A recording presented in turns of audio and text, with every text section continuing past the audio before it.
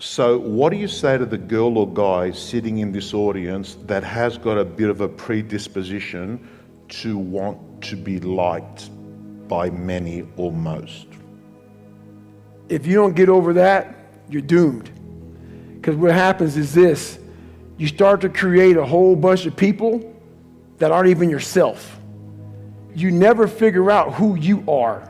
You never live up to your dreams, your ambition. You live up to what whoever is around you that you like so much, that you want to emulate and be like so much. You live their dreams. You lose your power. You lose your power. The ultimate power is owning yourself. I had to reinvent a human being. I sat at home for so many fucking nights by myself, broken, not just physically, mentally, spiritually. But then I sat back and said to myself, I invented a motherfucker.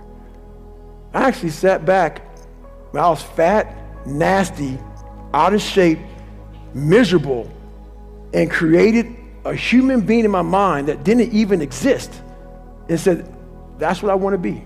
I want to be that guy. I want to be a guy that's capable of doing exactly what I'm doing today. And you have to, if you weren't born that guy, that mentally strong guy, he can be made. Woman, man, whatever the hell you are, it can be made. But in making that person, you have to be able to turn down book deals. You have to be who the fuck you are every day of your life, and never care about anybody who gets in your way that says you're not doing something the proper way.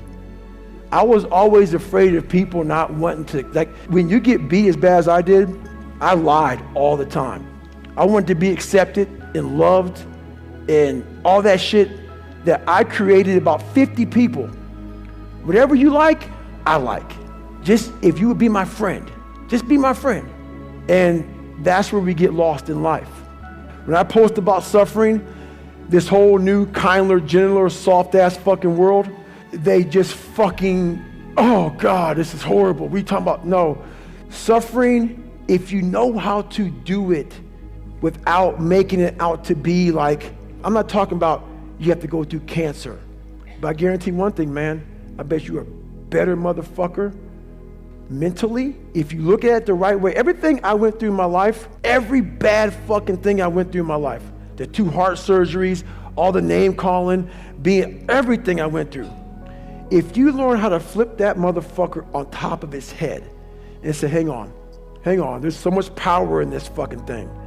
And if you look at life as it is a trial ground, a testing ground for where you need to belong, where you need to go, suffering is a fact of life. And if you look at suffering the right way, it's a great tool to callous your mind. If you look at it as suffering, woe is me, this is bullshit, God, kicking rocks. If you look at it like, okay, motherfucker, you're testing me now. I get it. Whenever I'm being like depressed, I go through depressed moments, I go, oh, hang on, I'm getting tested. So you have to be aware of all the signals and signs that are being given to you from the world. One of them is if you feel bad, you're being tested. How are you going to perform under that? And that's suffering is a part of life, very needed. That's the only place, man. I'll never forget when I was younger and I lived in a $7 a month place and it fucked up, everything was jacked up.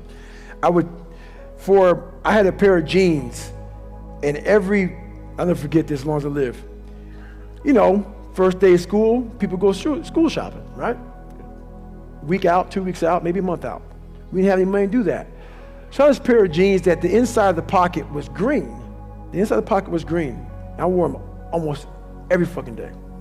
So what I did for the next year of school was I cut that pocket out so the green would show, so it looked like a new pair of jeans. All I wanted was money.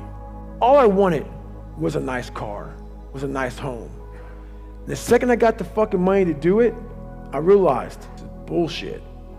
That's why I don't own a car, I don't own a place, I don't own shit.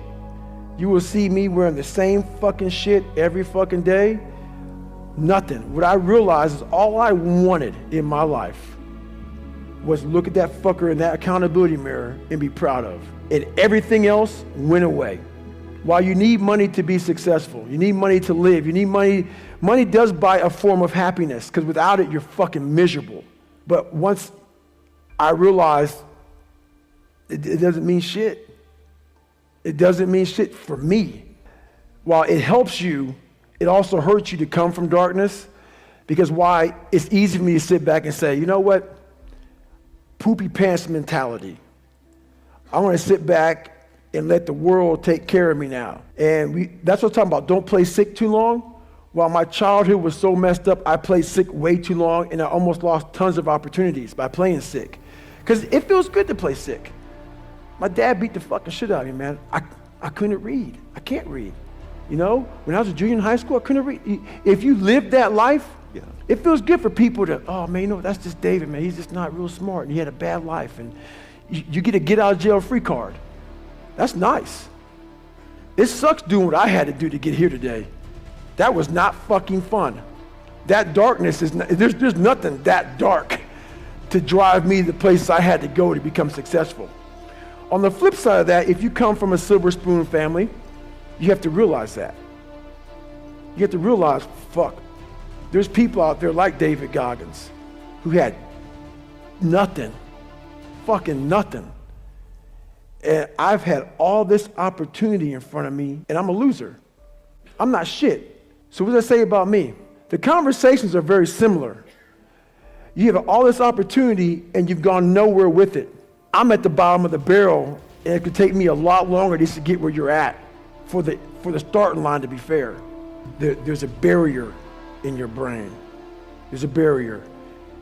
You got to find out what kind of removes that barrier from your brain. My biggest barrier was my father. And once I removed that barrier, I was free to think. And once I felt good about myself, I was free to put action in.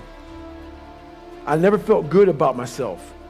I never felt good about myself. Whenever I would get somewhere, the demon would come back, pull me right back in the cage. If you don't go back, like I'm a runner, left knee hurts. A lot of people focus on that fucking left knee. A lot of times it's your fucking right hip, and that's about life. You gotta figure out what has messed you up mentally. Go to the source. Go to the origin of the source.